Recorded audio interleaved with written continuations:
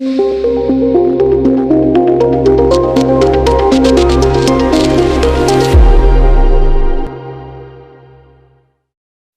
अशा सोमवारच्या दिवशी आपल्याच गावच्या पवित्र अशा महादेवाच्या शंकराच्या म्हणजे येडेश्वरच्या आपल्या ग्रामदेवताच्या मंदिराच्या समोर आपण सर्वजण एक भाऊक अंतकरणाने जड अंतकरणाने निवडणुकीला सामोरे जात आहोत.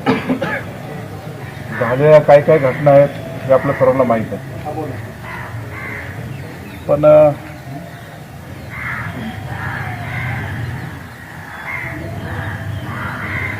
अजितदादा एक वेगळंच व्यक्तिमत्व होतं. ते काही फक्त राष्ट्रवादी काँग्रेस पक्षापुरतं सीमित नव्हतं, जुन्नर आणि पुणे जिल्ह्यापुरतं सीमित नव्हतं, तर महाराष्ट्रातल्या कानाकोपऱ्यातल्या प्रत्येक कुटुंबापर्यंत त्याच्या कामाच्या माध्यमातून दादा हे पोहोचलेले आहेत. ठीक आहे, पक्षीय राजकारण, पक्षीय प्रत्येकाचे विचार जरी असले तरी दादा आणि दादांचं जे काही काम आहे त्याची महती आपल्या सर्वांना माहिती आहे आणि प्रत्येक माणूस ते व्यक्त करून दाखवले शहरात. मी तर म्हणेल की काही नेते फक्त मतं मिळवण्यासाठीच पुढे जातात, काही नेते निवडणुकीच्या काळात फक्त विजय होण्यासाठी पुढे जातात, काही नेते असे असतात की ते एक विचार देतात, समाजाला दिशा देतात आणि त्यांच्या मृत्यूनंतर सुद्धा ते समाजाला एक चांगली दिशा देण्याचं काम करतात. त्याच्यामध्ये एक अजितदादा आपल्याला पाहायला मिळतात. दादाचा शेवटचा शब्द होता, शेवटची विनंती होती की जबाबदारीचं भान ठेवून आपल्या तालुक्याचे अध्यक्ष पांडुरंग पवार यांनी या निवडणुकीला मदत केली पाहिजे. त्यांच्या जाण्याच्या 2-3 दिवस आधी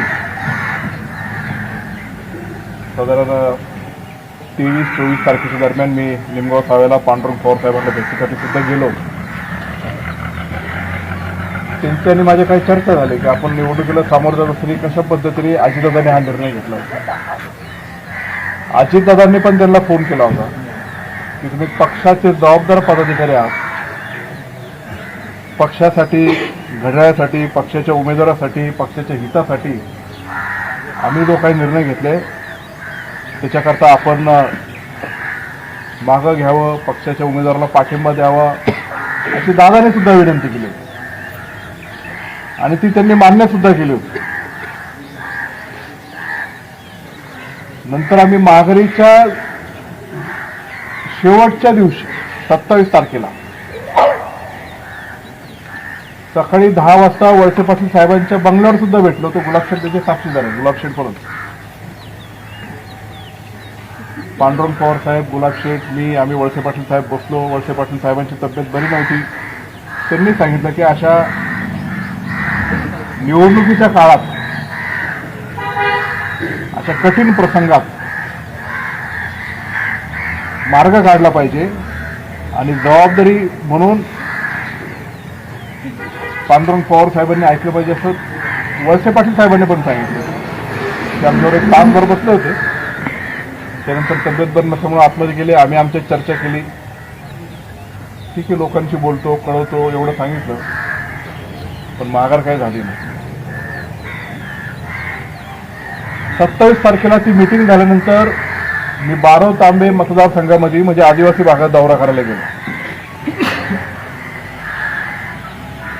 तुम्हाला कल्पना आहे की त्या आदिवासी भागामध्ये रेंज नसते. माझ्या फोनला रेंज नव्हती, फक्त जिओच्या फोनला रेंज असते. अजितदादाचा फोन माझ्या ड्रायव्हरच्या बारकूच्या मोबाईलवर आला. तो आता माझ्यावर आहे. मी एका गावामध्ये आतमध्ये होतो आणि त्या दौऱ्यातून मी गाडीत आल्यानंतर ते म्हणलं दादाचा फोन आला होता मला. आज म्हणलं मला द्यायचा ना. ते म्हणलं नाही, ते तुम्ही आतमध्ये पण गेले होते. ते 2च मिनिटं बोलले. म्हणलं काय बोलले? ते म्हणजे त्यांनी फक्त विचारलं की पांडुरंग पवारने माघार घेतली का. ते मी सांगितलं नाही घेतली का. ठीक आहे म्हणलं.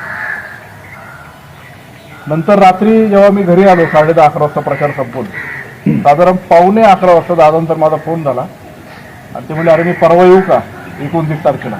म्हणजे लगेच नका येऊ, जरा थोडंसं उशीर आहे. 1 तारीख ठरली, 2 ठिकाणी सभा घ्यायच्या ठरल्या, 4-4 गटाची एकत्र. कुठं सभा करायची, काय करायची, त्याच्या बाबतीत मी बऱ्याचशा लोकांशी चर्चा करत होतो. आणि माळशेत पट्ट्यामध्ये एक सभा आणि बिना खोऱ्यात एक सभा कुठेतरी मध्यवर्ती ठिकाणी घ्यायची, असं साधक बाधक ठरलं होतं. दुसऱ्या दिवशी ही घटना घडली सकाळी.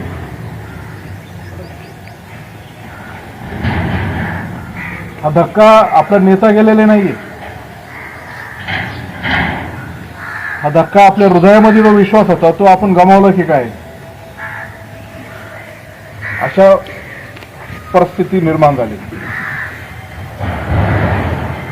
3 दिवस मी बारामतीला होतो. ज्या दिवशी घटना घडली त्या दिवशी संध्याकाळी पोहोचलो. दुसऱ्या दिवशी अंत्यविधीला तिथे होतो. अंत्यविधी ओळखून रात्री मी नारायणगावला आलो. परत पहाटे 3ला बारामतीला गेलो, कारण मला करमतच नव्हतं.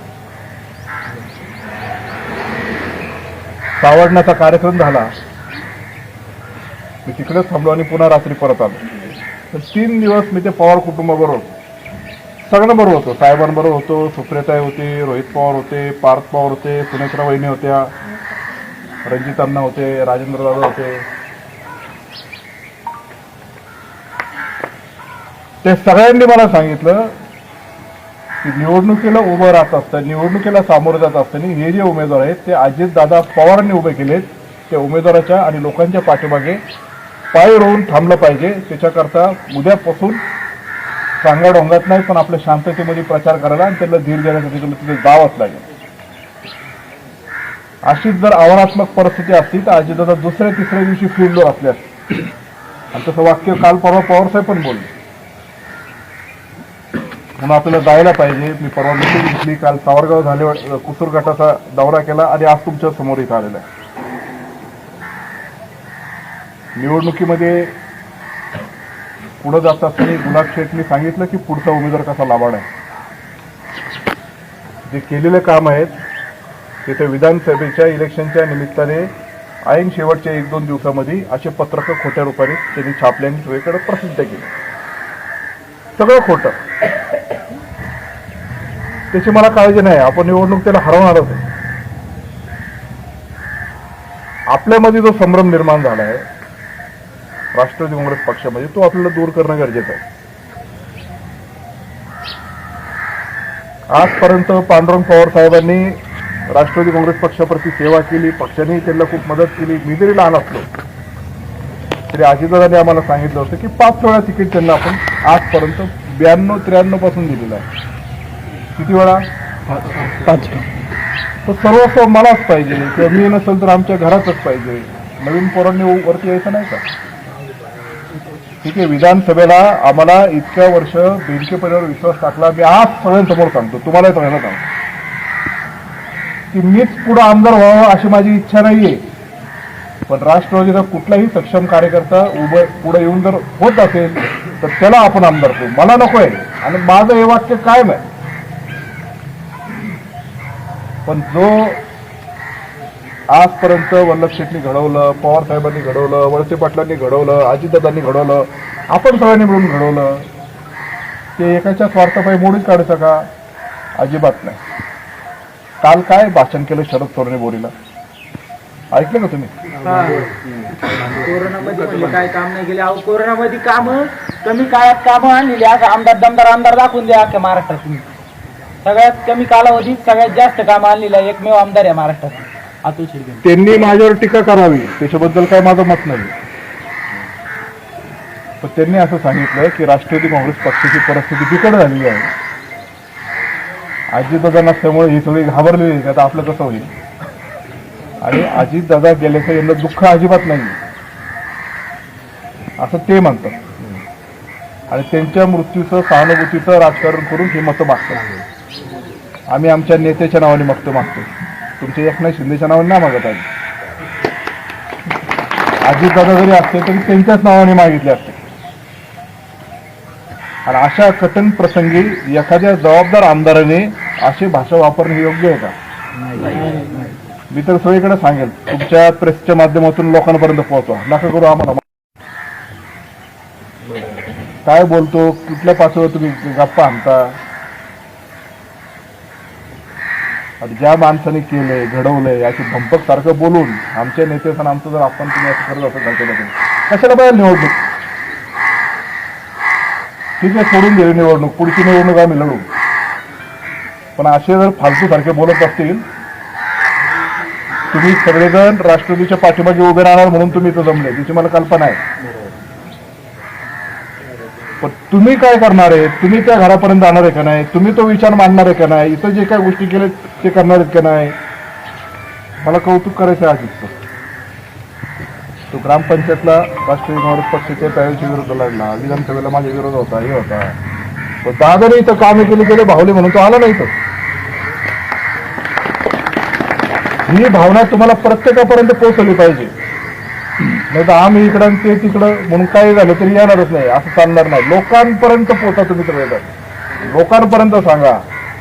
या दोन आपल्या ताई अजितदादांनी उभ्या केलेल्या आहेत. अजितदादाच्या निर्णयाच्या विरुद्ध जो जाईल त्याला अतुल बेनके टक्कर देणारच, मग तो किती मोठा असू.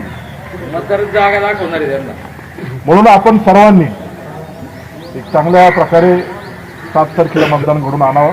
आणि अजून एक गोष्ट मला तुम्हाला सांगायची आहे. 4 तारखेला आपण सगळ्या पक्षाच्या लोकांना सांगितलेलं आहे की 4 तारखेला सकाळी 10 वाजता ओतूरच्या मार्केट यार्डला आपण अजितदादांची शोक सभा ठेवलेली आहे. मी जे काय सावडण्याच्या कार्यक्रमाला गेलो होतो, मी दादांचे त्या पवार फॅमिलीच्या परवानगी आस्ती आणि त्या आस्तीची राख आणि तो आस्ती कलश माझ्या घरामध्ये मी ठेवलेला आहे. मी परवा पण सांगितलं तिथं दर्शन घेण्यासाठी लोकांना मी सर्वत्र आमंत्रित करतोय. तुम्ही सर्वजण 4 तारखेला सकाळी 10 वाजता ओतूरच्या मार्केट कमिटीला या. लोकांनाही सांगा, लोकांना येण्यासाठी जर गाड्या लागत असेल त्याची व्यवस्था करा. गुलाब शेट्टी त्याच्या बाबतीत व्यवस्था करतील, किंवा तुम्ही सगळेजण मिळून प्रमुख लोक असेल तर तुम्ही ते करा, अशी मला तुम्हाला विनंती आहे. आणि 7 तारखेला हे जे उमेदवार आहेत हे शिवसेना उद्धव बाळासाहेब ठाकरे पक्षाचे आहेत, राष्ट्रवादी काँग्रेस पक्ष शरदचंद्रजी पवार पक्षाचे आहेत, राष्ट्रवादी काँग्रेस पक्षाचे आहेत, RPIचे आहेत. आणि सत्यशीलदादा शेरकरांनी पण, आम्ही त्यांच्या बंगल्यावर गेलो होतो, आम्ही सगळेजण उमेदवारासह, त्यांनी पण सांगितलं की मी तुमच्या पाठीमागे उभा आहे. तुमचा कारखाना आणि त्याच्या व्यापापायी ते काही बाहेर पडू शकणार नाही, पण जिथे जिथं मला जी मदत करता येईल ती करायचं त्यांनी प्रामाणिकपणे सांगितलेलं आहे. ते पण आपल्याबरोबर आहे. आणि असं घटना घडल्यामुळं 2 दिवस मी आणि ते पण बरोबर, आम्ही बारामतीला आम्ही बरोबरच होतो तिथं 2 दिवस. म्हणून आपल्या तालुक्याला जर दिशा द्यायची असेल तर अजितांचा विचार हा जिवंत ठेवला पाहिजे आणि त्या दृष्टीने त्या अनुषंगाने पुढे जाण्याचे पर्याय नाही. बरं, दुसरी एक गोष्ट काय, सुनेत्राताई पवार आता उपमुख्यमंत्री, आनंद आहे आम्हाला. काय ते म्हणते एवढी घाई काय झाली, कशाला करायचं कारण आहे, 10 दिवस जाऊन द्यायचं होतं. पण एखाद्या पक्षाचा प्रमुख जर गेला, सेनापती जर गेला, तर सेनापतीची रिप्लेसमेंट ही इमिजिएट व्हायलाच पाहिजे. आणि रिप्लेसमेंट होत असताना विधिमंडळ पक्षाचा नेता कोण निवडायचा तो तिथल्या आमदारांचा अधिकार असतो. म्हणून त्यांनी सगळ्यांनी मिळून वन अँड ओनली चॉईस सुनेत्राताईचं तिथं निवड केली. ते उपमुख्यमंत्री पद त्यांनी कालच बहुतेक परवा शपथ घेतली. आणि ती शपथ घेत असताना दुःख नाही, टीका टिप्पणी करणं हे सोपं आहे, पण लोकांसाठी पक्षासाठी पुढे जात असताना आपण ते काम करायचं. या DPCच्या माध्यमातून मला दादानी 17 कोटी रुपये दिले, ते मी कुठंच खर्च केले नाही. त्याचे प्रभाव मी इलेक्शन नंतर काढणार. मी दादांच्या जाण्याच्या आधीपासून सांगत की जिथं जिथं मला मतदान होणार आहे तिथंच मी ते पैसे खर्च करणार आहे. असे कामं भरपूर केलेले आपण. म्हणून आता दादा जरी आपल्यामध्ये नसले